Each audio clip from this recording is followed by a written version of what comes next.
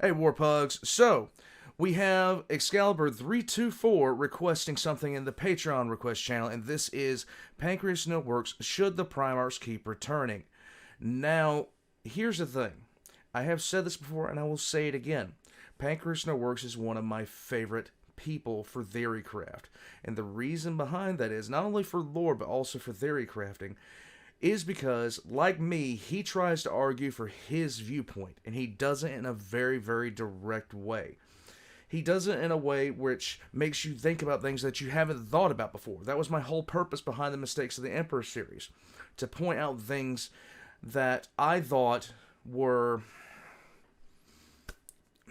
lacking or underexpressed in the lore.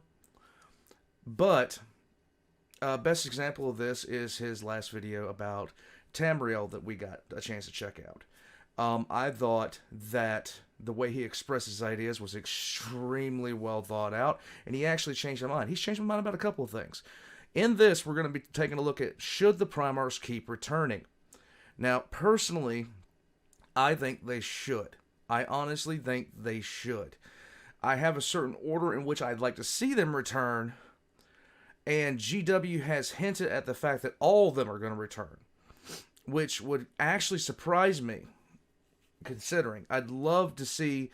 My biggest thing that I'm waiting to see is what happens with Sanguinius at the end of the Siege of Terror series. I cannot wait for that book to come out.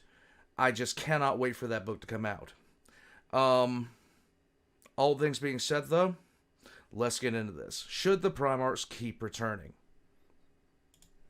I have had this thought for a while and I've been mulling over it, and it's a thought that is maybe marginally original. You know, the kind of thought that you have and go, yeah, this is probably breathtaking, and then say it out loud and go, oh wow, almost everyone should know this, never mind. But you know what? This is Warhammer, where we repeat the same 3 memes over and over again. A marginally original thought in this community is breathtaking, I know, right? And yes, I'm guilty of this too. As much as I know that logically they're nothing but beating a very dead horse, I still enjoy seeing shovel memes every now and then. Not 500 of them at once, like normal, mind you, but you know, every now and then a Krieger, haha, funny Kaiser shotgun, I mean shovel meme ain't so bad. So with that in mind, let's talk Primarchs. Now, if you don't know what a Primarch is, then hot damn, you must be real new to 40k. Yeah. But hey, I've always envisioned this channel as being for people just like you, and even if you're not new, maybe I can get a chuckle out of you. So to explain, Primarchs are the test tube babies of the Emperor of Mankind. Originally, he wanted the immortal Perpetuals to be his generals, then every single one of them abandoned him because they disagreed with his vision for humanity. Maybe take this as a sign that they... Basically, he was a dick. He just drove them all away. should rethink their approach to things. The Emperor is not most people. Nope. So he decided he'd create 21 superhero demigods of war and more to lead his armies across the galaxy. He had the last Perpetual, who was standing by him, Erda, be the mother of the Primarchs. GW unfortunately has yet to release the extended cut of Master of Mankind, where he and Erda go at it like rabbits in heat for 3 chapters straight, but until then, let's just assume they used magical science to create the Primarchs. As babies, they got thrown around the warp by the Chaos Gods and/or Erda herself. 2 of them did something. Okay, so there's a lot of things going on with this. The way that this has been portrayed in the lore has had so many different ways of being seen. It's not even funny. Erda says she did it. The word bearer. Everybody thinks they're the one that did it. I personally lead on the side that Erda did it herself. Some people are saying that the Emperor allowed it. Some people are like, Erda claims that she did it. The word bearers believe that they did it. So, it is what it is. So bad they'll never be seen or heard about again. 9 or maybe 10 of them decided that their dad sucks and tried to kill him, and 9 or maybe 10 of them decided that if nothing else, the Imperium is better than hell. You want more details than that? I don't feel like it, and every time I jump into specifics, it becomes a game of which theory about their origins do you believe in? Maybe they're shards of his personality given form, maybe they're minor warp gods he captured, maybe it's both, or maybe it's neither. I don't know, and it isn't relevant to my points yet, so we're just gonna leave it be. Right. So I just don't care. Most of them have been gone for 10,000 years in universe, and a large majority of the game's existence in real life. They were these mythical, larger-than-life figures whose actions shaped the galaxy, but rarely, if ever, made appearances any longer. Every now and again some of them did, like Angron or Mortarion, but a lot of the time they just fucked off to do their own thing. The Chaos Primarchs spent more and more time in the warp serving the respective gods, and the Loyalist ones had either been killed, vanished, or were taking one of those naps that look like they're never gonna end. Looking at you, Lion and Gilliman. But then some special somethings happened. One, the Horus Heresy started, and people got really interested in these demigods. More so than they already were, that is. And two, Magnus the Red showed back up. And oh boy, is he something special. You want the end-all, be-all of psychic cheese on the tabletop? Because that's him. Surely enough, more and more Primarchs followed suit. Gilliman woke up from his own forever nap, Mortarion stopped coughing and moping over Kaldor Drago handing him his ass to get back in the game, Angron came back to the applause of people who love the taste of Elmer's glue, and most recently the Lion himself is done with his forever nap. Primarchs. And people gave me so much hell over the fact that I said the Lion would beat Demon Form Angron, and then the Lion pasted Demon Form Angron. I still say the Lion looks like the Onion Knight from Game of Thrones. Primarchs as far as the eye can see. And there's no way we're done getting them, because the Demon Primarchs haven't actually died or anything like that, and several of the Loyalist ones were gotten rid of in ways that couldn't be implying they'll return any harder. But is that a good thing? Do these bastards have any right to be coming back, or should they stay gone forever? That's right, everyone. 2.5 pages of scripting later, and I finally asked the question I posed in the title of the video. Man, I'm professional. Now, to once again sidetrack onto something I promise is actually related, I feel like there's two different fields we should look at for this question: tabletop and lore. As you can probably expect, the pros and cons for those two sections are going to vary wildly. In fact, now that I'm writing this out, I realize that this video could very well have been titled Do or Don't Return the Primarchs or something like that. That's probably a better video than the one I'm going with. Oh well, it's too late to change it now. I've written all of these pages of script already. There you go. What am I supposed to do? Alter it because I had a better idea? Do I look like someone with integrity? Anyways, as normal, let's start out with the lore positives of the Primarchs coming back. First positive, let's not kid ourselves, it's always hype as shit when one of them returns. Yes. Gilliman's my favorite, so he'll be my example. After a 10,000-year coma, the Son of God reawakens, grabs his dad's sword, and just goes to town on some of the most threatening super soldiers in all the galaxy. Yeah. Not even like a knife through butter, zero resistance from the enemy. After that, he immediately goes crusade time and starts pounding people into the dirt. I mean, I'm an Eldar fan, and I gotta admit, that's peak Warhammer right there. Plus, them coming back is inherently awesome by virtue of what they are. There's less than 20 that realistically could come back, and they're each unique, and by the sheer nature of them being the sons of God, there's a certain amount of fanfare that'll always be present. Yeah. Another point in favor is that, at least to me, I feel like there's always a bit of empty space by at least a few of them not returning. This is more specific to the traitor side of things. Like, the Demon Primarchs are all there, we know they exist, they've been sitting inside the warp for 10,000 years. True. Having them just all have collectively decided we're done with the reality now is kinda weird, and restricting them to the background feels at least partially like wasted potential.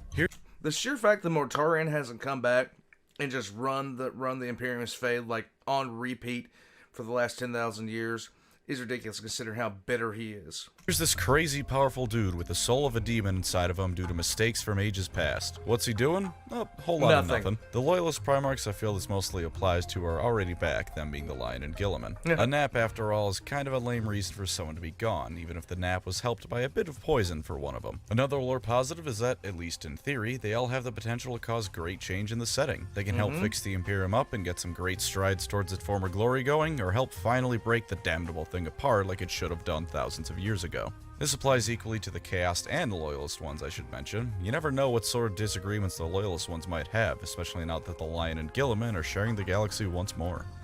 And see, the thing about it is the Lion and Gilliman, they didn't get along real well. They got along because they got along with, they were both yay dad. But on a fundamental level, the Lion and Gilliman did not see eye to eye on how things should be ran.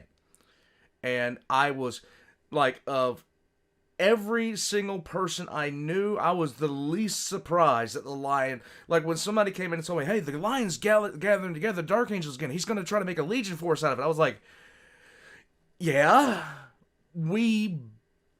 everyone knew that was going to happen. And apparently not everybody knew that was going to happen. Like, it would have stunned me if he came back and stuck with Gilliman's plan.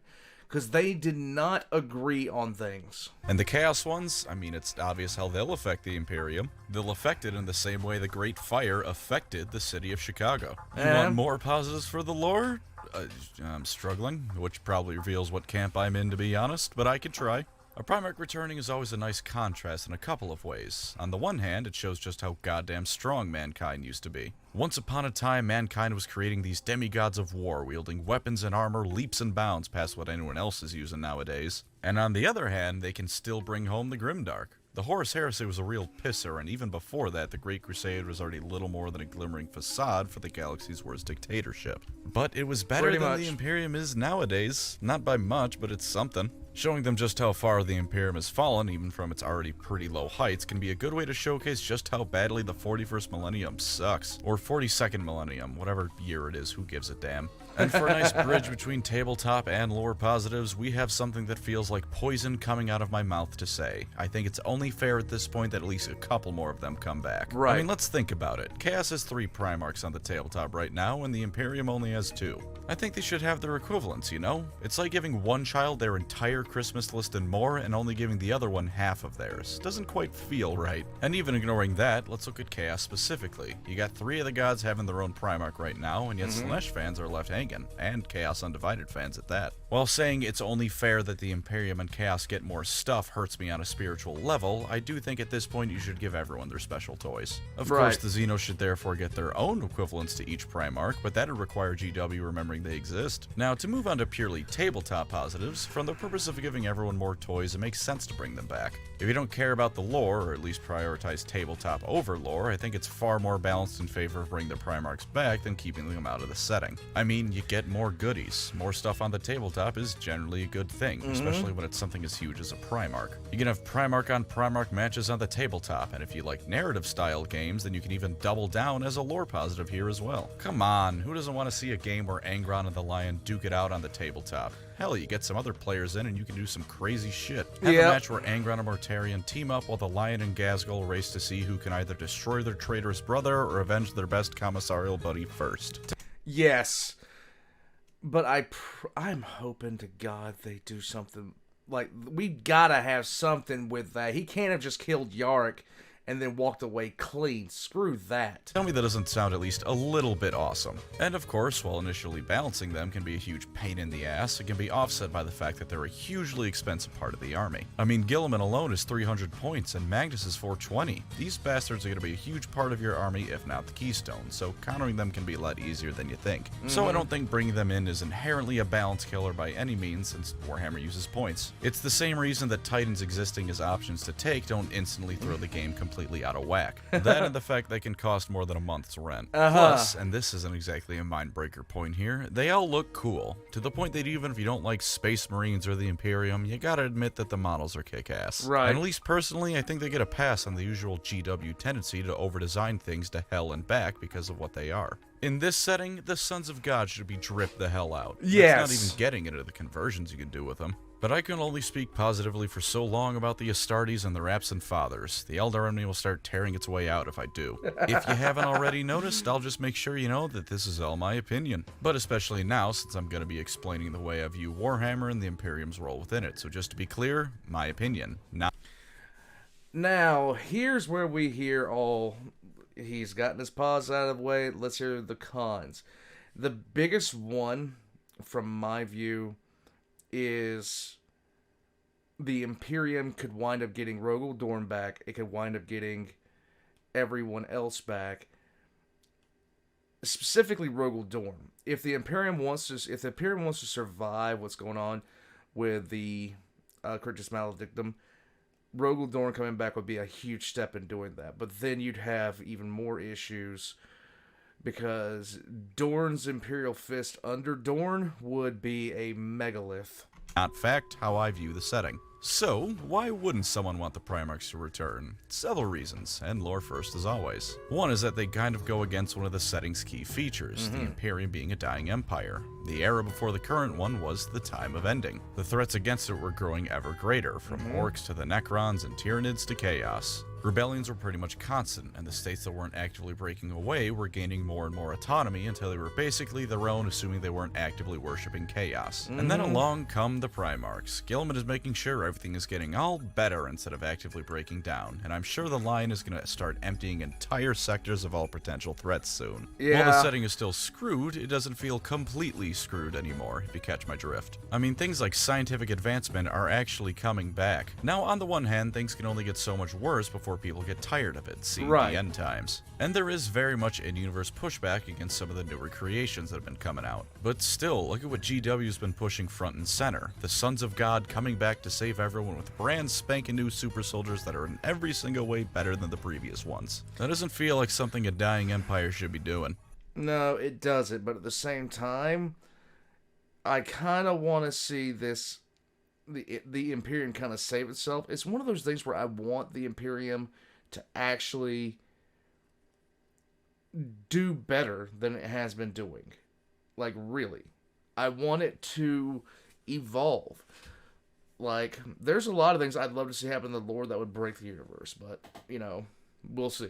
Of course, that issue mainly affects the Imperium, but you know what affects every faction a Primarch comes back to? The fact that they're black holes of attention. Once they're back, people wonder what they're doing beyond all others. Right. By their nature as the defining member and indeed source of each Space Marine Legion, they kind of become the most interesting parts of the setting, or at least the most eye-catching. Would you rather see what the head of the chapter or legion or whatever is doing, or some random scumblefuck marine in terms of the plot at large? I imagine it's mostly going to be the former, though I assume half the comment section is going to be arguing this point. Opinions are all well and good, of course, but dunking on the content creator overrules all else. Same goes for Chaos, as I said. Sure, in individual books you may prefer to see what Aramin or someone else is doing, but in the grand scheme of the setting, he can go to hell. I want to see what Magnus is up to. Right. He's bigger, better, and more powerful. He's the guy we want to go to when the galaxy-shaking events are occurring. And on the flip side, if they don't end up doing anything, then people will go, Primarch came back and he wasn't involved in this massive conflict? That's bullshit. Which is understandable, but also sort of underlines my point that they draw everything around themselves at the expense of everyone else. They're attention hogs, those Primarchs. Them returning also ruins their mysticism as these legendary heroes of old. The Horus Heresy has already done a fine job of ruining the mystique these guys had, with various books revealing that the entire thing only happened because half the Primarchs took off their thinking caps and started chugging liquid stupid. But you know, there's still all the time. I kind of disagree with that. There were some that had a distinctly good reason. People underestimate why Fulgrim turned the way that he did.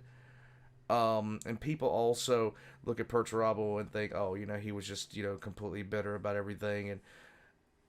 And some of them had very extremely good reasons for doing as they did. The few that I think had the absolute dumb reasons, like the ultimate dumb reasons, was Mortarion. I can't even begin to, you know, really cut him any slack. I just can't. Conrad Curse had his reasons. Magnus had more than enough reasons that he himself inflicted on himself. The biggest thing I have a problem with is the retconning of how these things transpired. As far as, you know, Magnus's conversation with the Emperor, I don't know if that was retconned or not, but come on, man. Time after that, we had to ponder how these legends may have changed or what they've been up to, or hell, even just debate what would happen if they come back. But now we know. We know almost exactly what they've been up to and how they view the world, and it takes away the mystery. They go from mythical heroes to some dude that just happens to be noticeably taller than everyone else. That's no fun. Admittedly, on this point, I am somewhat torn, because the history major in me wants to know every single goddamn detail down to troop deployments during the 5th month of the 124th year of the Great Crusade. But narratively, I think the Primarchs coming back does take something major away from the setting. And as a good branch into the tabletop flaws, the Primarchs coming back means that yet again, the Xenos players are going to be left in the dust. You might say, but the Xenos all have their equivalents to a Primarch. Yep, they sure do. One each army. Tyranids have the Swarm Lord, the Orcs have Gazi, and the Eldar have Kane. And I guess Farsight is sort of the Tau equivalent, kinda. To be as generous as possible, let's assume that's the case. One each. For Chaos is 3 and the Imperium's 2, and both of those numbers are pretty much guaranteed to keep climbing. And no, I'm very intentionally not counting the Phoenix Lords. In theory, they're equal, but look me in the eye and say something like any of the Phoenix Lords are treated with the same amount of respect as a Primarch, either on the tabletop or in the lore. Not if even some close. random Space Marine kills a Phoenix Lord, everyone would cheer. But if some Aspect Warrior or even an Exarch killed a Primarch, even if the bastard came back, people would have 10 million different reasons as to why it's bullshit. Right. They are not equals. I will continue to bitch about the Eldar not being given fair treatment until the sun goes dark, by the way. I cannot agree with that. And the reason being is that while... okay, so you do have the... this... Okay, so I've said it before, I'll say it again. The average elf, the average Eldar, has hundreds, if not a few thousand years of combat experience compared to your average humans, maybe 5 to 10. Most, like, the Eldar are insanely powerful, but their population numbers are not nearly as good. That's what makes it different from me. So... the humanity having the one guy, like, let's be real here, just really a few guys that can just walk in and just stomp out anything the Eldar throws at them, isn't really a concern of mine, considering what the Eldar can do to the rest of humanity as a whole. And pretty much with the Eldar, if they were dumb enough to get themselves into a situation where they were fighting a Primarch, they really did it to themselves. Or else a lot of things had to go very wrong for them to happen. Because the Eldar don't just drink stupid juice when it comes to certain things. They literally just shove as much stupid into themselves as they can. They gorge themselves on stupid in order for some of these things to happen. Because they can see years, centuries in advance. They can see what's going to lead up to some things. And yes, I know that seeing into the future is, like, insanely difficult with a whole bunch of things, but if you see that a whole bunch of events are leading you up into a confrontation with a 12-foot tall 16-foot tall rage machine, I would not do that. Just saying. As I'm sure you all expect at this point. For purely tabletop reasons, I have less of those because I am in favor of them coming back as playable minis if nothing else. But initial balancing could be a bit of a pain. It could fairly easily be the case where one of them is either completely busted or almost completely worthless, either due to some poorly thought out rule or them being poorly priced in one way or the other. Right. I don't think this would last very long, but it could still be a pain for a few months. Right. And if nothing else, when something is new, no one really knows how to completely deal with it because it's new. It's like when a new character drops in For Honor or Dead by Daylight. They're automatically pay to win bullshit because no one is used to them yet. It's only after a few weeks or even months that we can really tell if they're pay to win bullshit or not. I don't actually remember if For Honor characters were free, to be honest with you.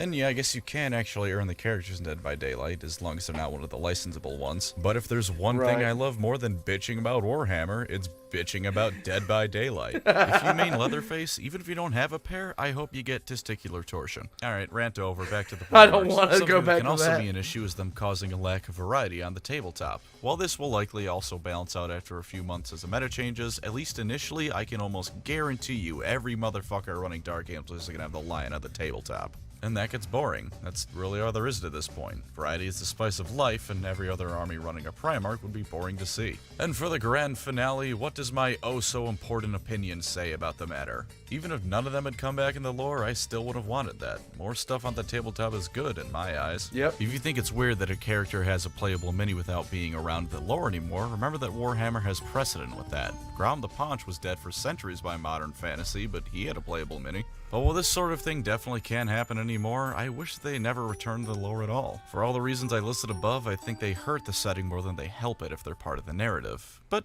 hey, this is another opinion piece video. What do you think? Is it good they come back? Bad? In the middle? Do you completely agree with me? Kinda, but have some other points to make? Let me know, because it boosts me in the algorithm. You fell for it, idiots. This whole thing was a cunning trap to make me appear more often in people's recommendations. No, but seriously, for real, I want to know what you think. As always, thank you to my wonderful channel members. You were the Primarchs to my 40k. Let's go. I wish I was Yvrain. Then I could have sex with Gillen.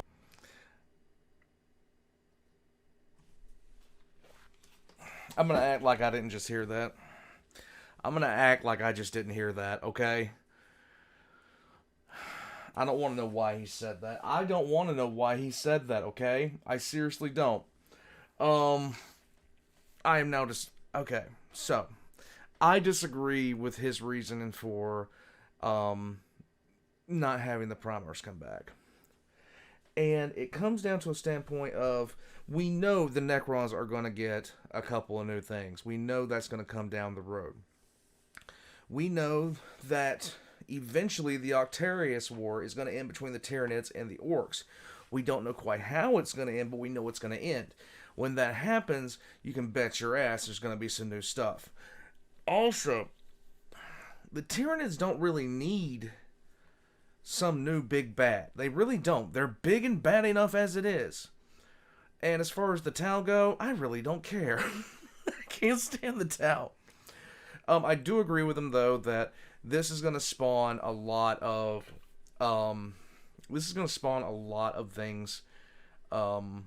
A lot of tabletop players just always having a Primarch in their army. I would hope that wouldn't be the case, but you know it's probably going to be. So for somebody like me who enjoys playing Sisters of Battle in IG, that would be a problem if I still played.